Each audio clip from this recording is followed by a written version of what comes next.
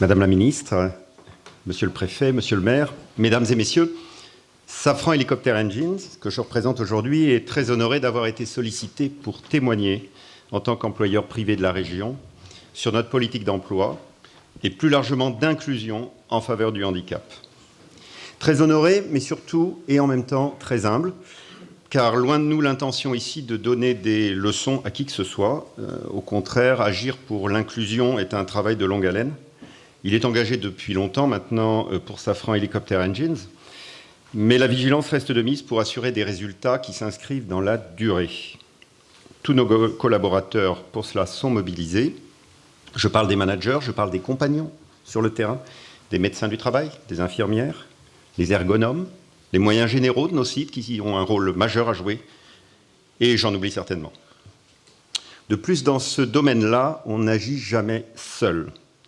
Toutes les entreprises adaptées qui sont là aujourd'hui, au Palais Beaumont à Pau, le prouvent.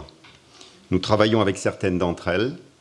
Elles nous aident à trouver les bonnes solutions, à franchir les difficultés chaque fois que c'est nécessaire.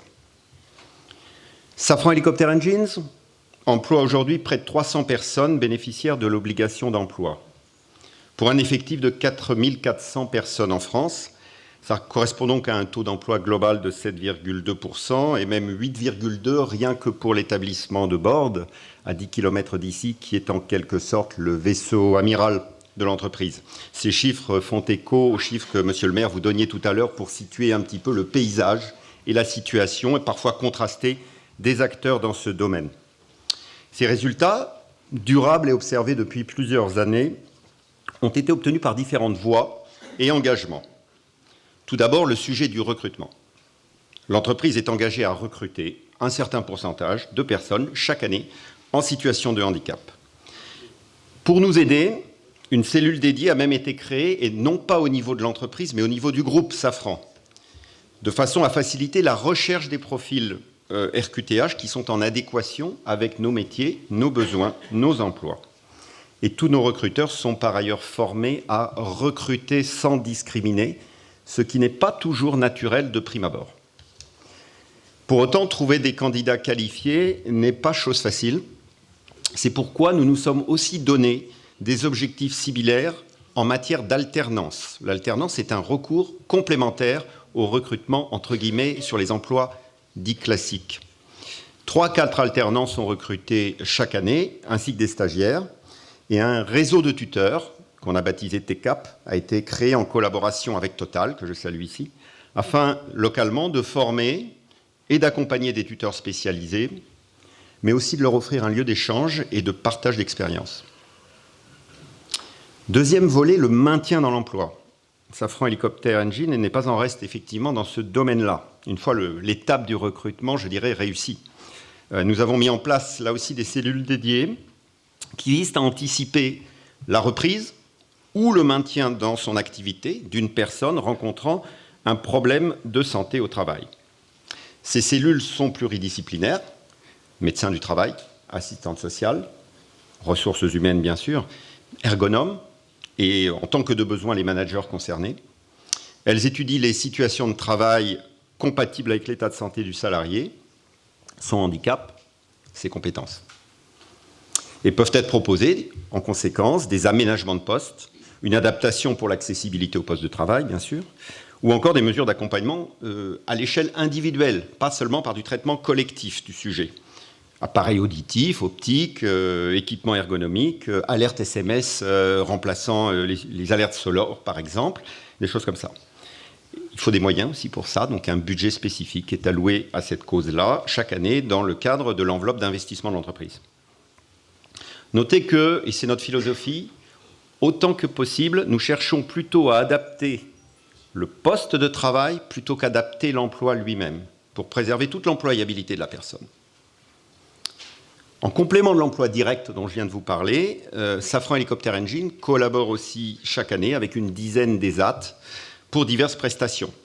Alors LFPA, PEP 64, APF, ANR Service EPON en région parisienne, où nous avons également un autre site, ADAPI. Elles sont probablement toutes dans la salle aujourd'hui. Vouloir les citer toutes entraîne bien sûr le risque d'en oublier. Safran Helicopter Engine est également amené à conclure des conventions de mise à disposition avec des ESAT afin d'intégrer leur personnel en milieu ordinaire dans l'entreprise. Et depuis 2015, 4 contrats de ce type de mise à disposition ont pu être signés. Et je le signale pour réaliser des activités qui sont dans le cœur des métiers industriels du moteur d'hélicoptère qui nous fait vivre, dans notre cas. Je parle de réparation de pièces, essentielles à la rentabilité de l'entreprise.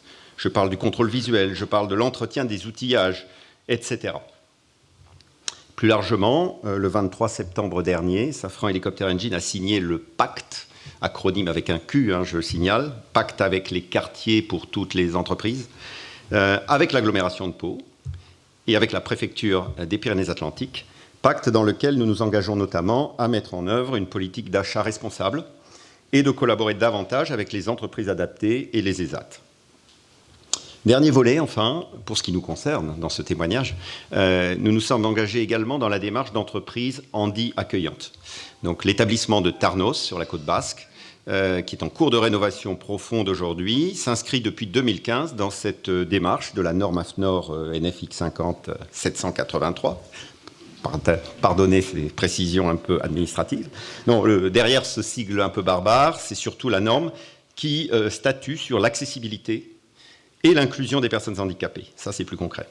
Et l'établissement de Tarnos que j'ai cité a obtenu cette certification en 2017. Pour terminer mon intervention, je voudrais souligner que tout ce que je vous dis là commence dans l'entreprise par la sensibilisation de tous les collaborateurs.